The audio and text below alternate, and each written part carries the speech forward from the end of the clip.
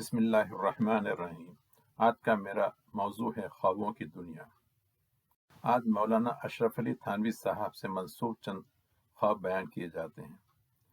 مولانا اشرف علی تھانوی صاحب کا انتقال 1943 میں ہوا اور یہ مولانا الیاس کاندھلوی جنہوں نے تبلیغی جماعت کی بنیاد رکھی تھی ان کے بہت ہی دوست تھے۔ ایکچولی تبلیغی جماعت کی بنیاد ہی اس لیے رکھی گئی کہ مولانا اشرف علی تھانوی صاحب کی تعلیمات کو عام کیا جائے، اور دونوں کا انتقال بھی تقریباً ایک ہی سال میں ہوا، ایک کا 1943 میں اور ایک کا 1944۔ اشرف علی تھانوی صاحب کے ایک خادم شریف احمد نے خواب میں جمعۃ الوداع کی شب کو دیکھا کہ وہ ایک جگہ پر بیٹھے ہوئے حلقہ کر رہے ہیں اور اوپر سے ایک تخت نمودار ہوا جس میں 4 چراغ روشن تھے اور 4 ہی اصحاب نظر آ رہے تھے۔ وہ اصحاب مجھے تخت پر بٹھا کر اپنے ہمراہ لے گئے، پھر جنگلوں کی طرف، پھر سمندر کی طرف، اور سمندر کے اوپر سے بھی وہ تخت گزر گیا۔ اس طرح منزل بہ منزل جاتے ہوئے ایک مسجد دکھائی دی، یہاں پر وہ تخت ٹھہرا، وہاں نماز پڑھی، اور پھر اس مسجد کے پچھلی طرف بھی ایک نہر جا رہی تھی، وہاں سے ہوتے ہوتے خیر وہاں سے اور آگے گئے، وہاں پہ ایک بازار لگا ہوا تھا اور یہاں پر لکھا ہوا تھا یہاں پر رشیدیہ اور اشرفیہ کتابیں مل سکتی ہیں۔ تو میں نے اسے پڑھ کر ان بزرگوں سے دریافت کیا کہ مجھے مولانا رشید احمد صاحب اور مولانا اشرف علی تھانوی صاحب کی کتابیں دے دو۔ میں نے وہ 4 کتابیں خرید لیں۔ اس کے بعد وہ لوگ مجھے اسی تخت پر بٹھا کر آگے لے گئے۔ ایک سفید مکان دکھائی دیا جس میں سبز پردے پڑے ہوئے تھے، وہاں تخت ٹھہرایا۔ اس کمرے کے اندر چاروں بزرگ مجھے بھی لے گئے، اور اس کمرے کی روشنی اس قدر تیز تھی کہ تاب نہیں لا سکتا تھا، اور نہ چراغ نہ بتی دکھائی دیتی تھی۔ وہاں پر تکیہ اور قالین بچھا ہوا تھا جس پر سرور دو جہاں مائے چاروں اصحاب موجود تھے، اور ہمارے رسول خدا کو سفید اونی کپڑے پہنائے جا رہے تھے۔ بہت طویل ہے، اس کے آگے لکھا ہے کہ جو ہے نا رسول حضرت ابو بکر نے رسول سے فرمایا کہ یہ شریف احمد ہے، رشید تھانوی اشرف علی تھانوی کا خادم ہے۔ رسول نے فرمایا کہ اسے اندر بلا لو۔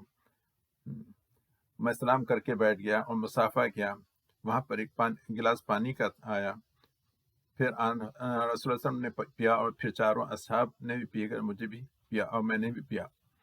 اب یہ جملہ سنیے۔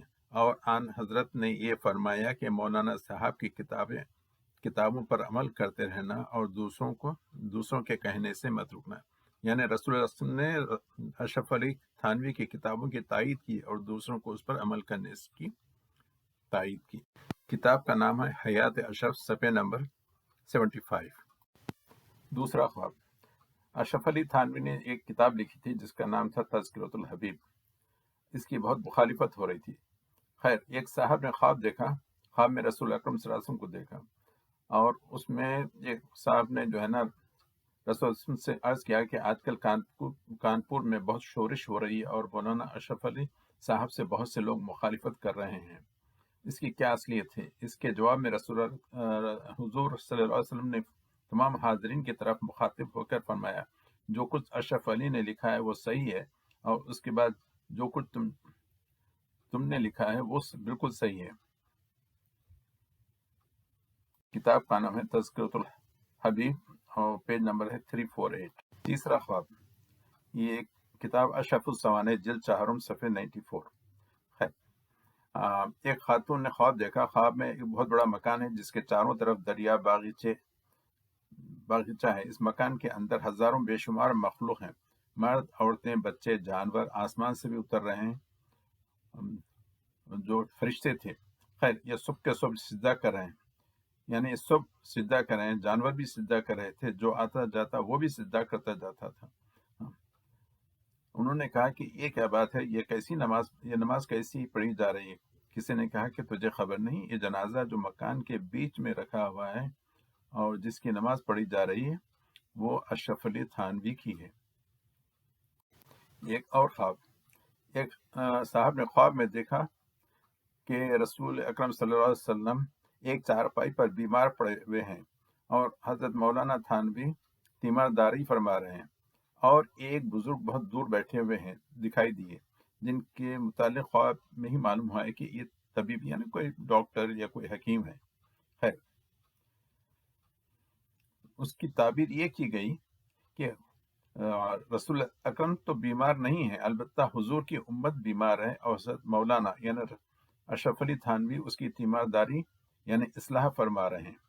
لیکن وہ حکیم یا طبیب جو دور بیٹھے ہیں نظر آ رہے ہیں، وہ امام مہدی ہیں، چونکہ ابھی ان کے آنے کا زمانہ بہت دور ہے، اس لیے وہ دور دکھائی دیتے ہیں۔ کتاب کا نام ہے اشرف السوانح، حصہ دوم، صفحے 30۔ اچھا، اور ایک صاحب یعنی ان کو ایک کتاب لکھنے کے لیے کہا گیا تھا۔ کتاب کا نام تھا دلائل القرآن علی مسائل ابی حنیفہ النعمان۔